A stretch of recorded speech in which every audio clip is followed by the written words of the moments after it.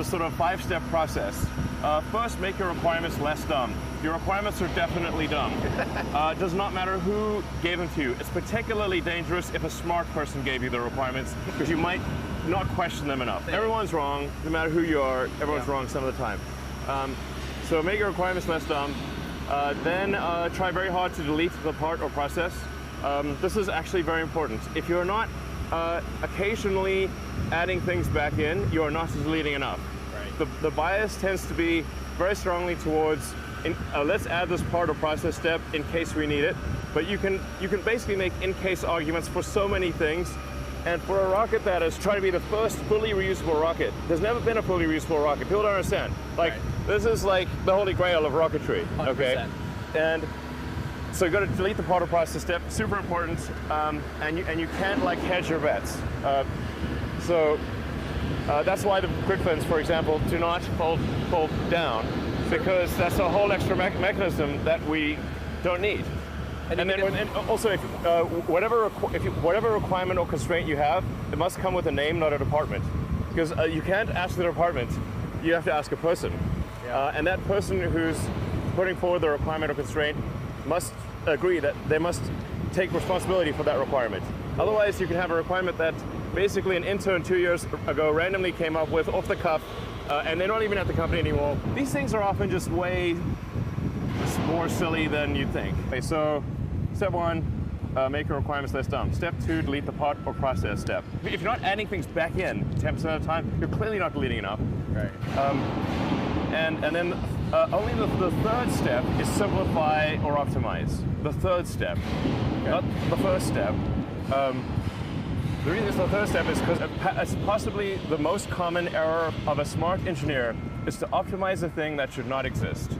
Everyone's been trained in high school and college that you got to answer the question, convergent logic. Yep. So you can't tell the professor your question is dumb, you'll get a bad grade. You have to answer the question. Yep. So everyone's basically, without knowing it, they got like mental straitjacket on. They'll work on optimizing the thing that should simply not exist. Right. And then finally you get to step 4, which is accelerate cycle time.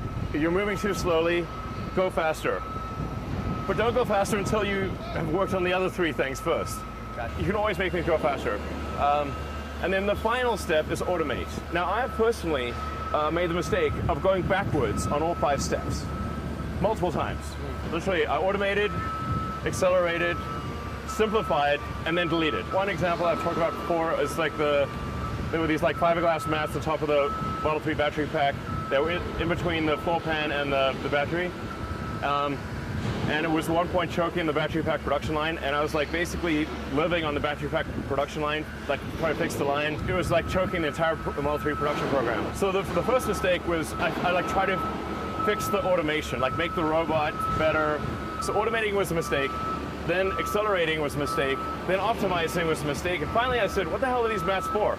And I asked the battery safety team, what are these mats for? Are they for fire protection or something? They said, no, they're for noise and vibration. Then I asked an NBA noise vibration harshness team, what's it for? They said fire safety. So literally, it was like being in a Dilbert cartoon, okay? It was like, actually, I feel like I'm in a Dilbert cartoon quite frequently. So then finally, okay, great. Let's try a car with the fiberglass mats and without. And they put a microphone in both and see if you can tell the difference. You cannot. In fact, I was like, which one is which? So we just deleted them and just bypassed this $2 million robot cell. It was just a complete pile of nonsense.